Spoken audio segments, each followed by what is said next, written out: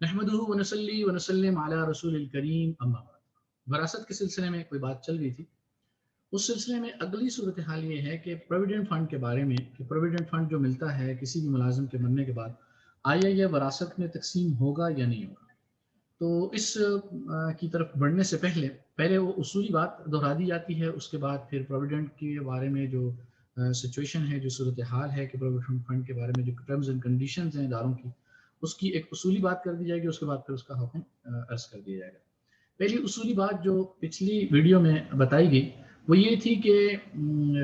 जो भी बंदा मरता है उसकी मिल्कियत में उस वक्त मरते वक्त जो चीज़ उसकी होती है या उसकी मिल्कियत में नहीं है लेकिन उसका हक और इसका इस्तेहकाक साबित हो जाता है कि अपनी ज़िंदगी में उसको वो डिमांड कर सकता है, एप्लीकेशन के थ्रू या किसी भी प्रोसीजर के थ्रू वो डिमांड कर सकता है, उसका हक है, तो फिर उस सूरत में जो है वो वरासत में तकसीम होगा। लेकिन अगर उसकी मिल्कियत में नहीं है या उस ज़िंदगी में उसका हक नहीं है, इस्तेहकाक नहीं है और वो ज़िंदगी में उस चीज़ का डिमांड नहीं कर सकता,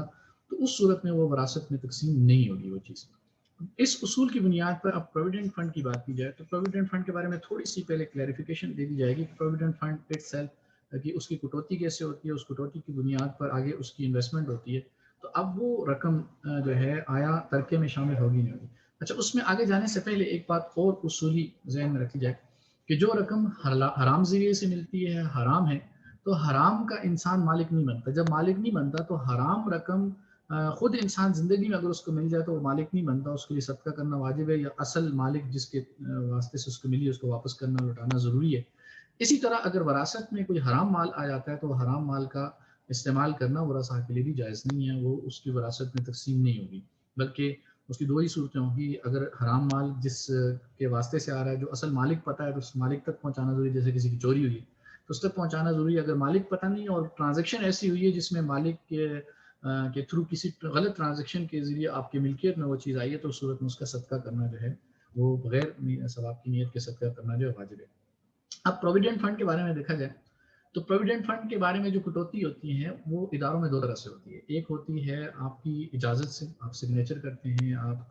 डॉक्यूमेंट साइन करवाया जाता है कि आपकी प्रोविडेंट फंड में आपकी, जैसे कि प्राइवेट इदारों में होती है कि आपसे सिग्नेचर कराए जाते हैं, आपसे एग्रीमेंट साइन कराया जाता है और उस एग्रीमेंट के अंदर तय किया जाता है कि आपकी 10% आपकी सैलरी का काटा जाएगा और 10% जो है कंपनी अपनी तरफ से डालेगी और फिर इस 20% को उठा के कहीं पे इन्वेस्ट करेगी और फिर इन्वेस्टमेंट के बाद जो रिटर्न आएगा वो आपके प्रोविडेंट फंड का पार्ट बनता चला जाएगा। एक तो ये है, इसकी भी डिटेल में जाएंगे और दूसरी डिटेल में जाएंगे।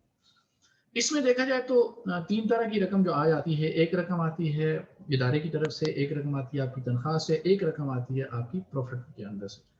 अच्छा, अब दूसरा सिनेरियो ये है कि आपकी रकम प्रोविडेंट फंड के अंदर कोई कॉन्ट्रैक्ट नहीं होता, इदारा जबरन ज़बरदस्ती आपकी तनख्वाह से काटता है, आपकी इजाज़त है तब भी, आपकी इजाज़त नहीं है तो किसी भी किस्म की इजाज़त दिए बगैर इदारा अपनी मर्जी से जबरन आपकी तनख्वाह से जो है प्रोविडेंट फंड काटता है और काट के कुछ अपना हिस्सा डालता है और उठा के इन्वेस्ट कर देता है। अब ये एक तो हो गया आपकी रजामंदी से, एक होता है जबरी तौर पर। अब इन दोनों के बारे में दोनों की तफसील बता देता हूँ, फिर उसमें से कौन सा हिस्सा जो है प्रोविडेंट फंड का वो वरासत में तकसीम होगा या नहीं होगा।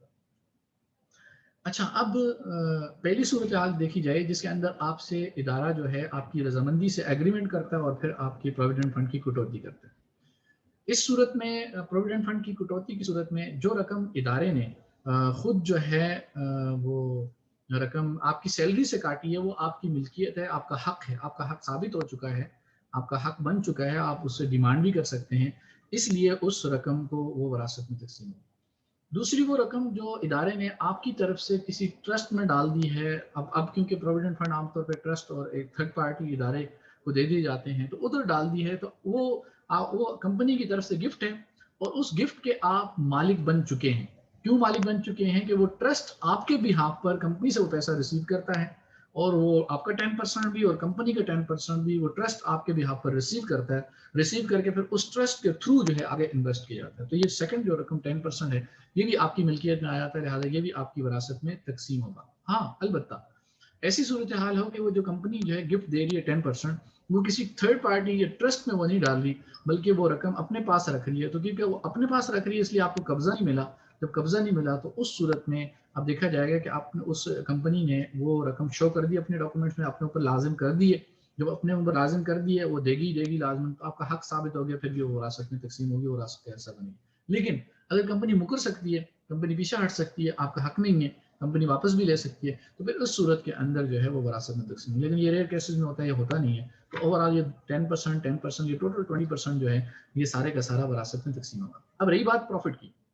अब प्रॉफिट के बारे में जब आगे तक इन्वेस्ट किया जाएगा तो अब देखा जाएगा इन्वेस्टमेंट कहाँ हो रही है। अगर इस्लामिक मॉडल ऑफ फाइनेंस के अंदर इन्वेस्टमेंट हो रही है, इस्लामिक पॉइंट ऑफ व्यू से, शरई एतबार से हलाल मामलात के अंदर इन्वेस्टमेंट हो रही है, जैसा इस्लामिक बैंकिंग का स्ट्रक्चर है उनके अंदर इन्वेस्टमेंट हो रही है, तो उस सूरत में आने वाला प्रॉफिट हलाल है, लिहाजा वो भी विरासत में तकसीम होगा। लेकिन अगर इन्वेस्टमेंट कन्वेंशनल बैंकिंग के अंदर हो रही है, इंटरेस्ट बेस्ड ट्रांजैक्शन के थ्रू इन्वेस्टमेंट हो रही है, तो उससे आने वाला पैसा क्योंकि सूद है और सूद हराम है और हराम का मालिक इंसान नहीं बनता, तो लिहाजा उस सूदी रकम को सदका करना जरूरी है, वो विरासत में तकसीम नहीं होगी। ये मामला तो हो गया कि जब प्रोविडेंट फंड आपकी मर्जी से डिडक्ट होता है, उसको अपनी मर्जी से कटौती होती है। दूसरी साइड पे आ जाए, अगर प्रोविडेंट फंड जबरन काटा जाता है, तो जबरन काटने की सूरत में वो दो जो रकमें हैं, 10% आपकी सैलरी का और 10% कंपनी की तरफ से जो डाला जाता है, ये 20% तो वरासत में तकसीम होगा, जिसकी तफसील पहले वाले सिनेरियो में मैंने डिस्कस कर दी। अलबत्ता जो प्रॉफिट वाला सीन है, तो जो प्रॉफिट है वो प्रॉफिट क्योंकि आपकी मर्जी के बगैर आगे इन्वेस्ट किया जाता है, आपकी मर्जी के बगैर आगे इन्वेस्टमेंट की जाती है, तो उस सूरत में वो आपकी क्योंकि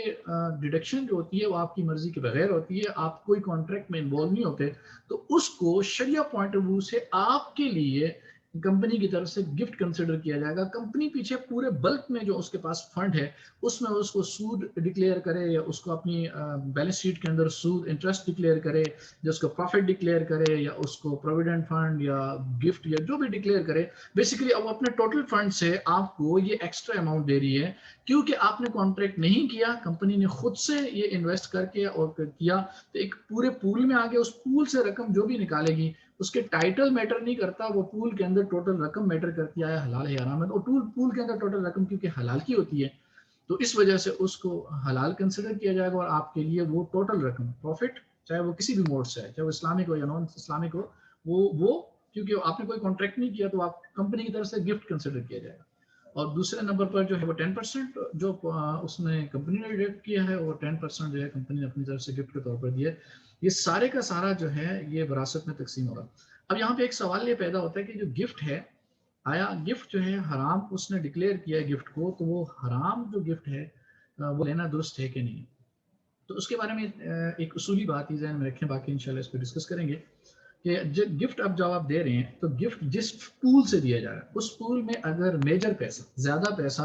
हराम का है, तो फिर इस गिफ्ट को भी हम हराम कंसिडर करेंगे। लेकिन अगर ज़्यादा पैसा जो है हलाल का है, तो हम इस गिफ्ट को हलाल कंसिडर करेंगे। तो इसीलिए जो कंपनी गिफ्ट करेंगी इस सूरत में, तो इस सूरत में गिफ्ट के ऊपर गिफ्ट वाले अहकाम लगेंगे। अगर वो कंपनी का कारोबार ही सारा हराम का है, तो वो फिर पैसा भी हराम का है, लिहाजा वो हराम का पैसा विरासत में तकसीम नहीं होगा, बल्कि वो वाजिब तसद्दुक होगा, उनको सदका करना पड़ेगा। लेकिन अगर कंपनी का मेजर पैसा, ज़्यादा पैसा जो है वो पूरे फंड का पैसा जो है वो हलाल का है, फिर उस सूरत में इस गिफ्ट को हलाल कंसिडर किया जाएगा, और वो विरासत में तकसीम होगा, और सारे शरई तौर पर जितनी वरसा हैं वो उसके अंदर से अपना हिस्सा जो वसूल करेंगे।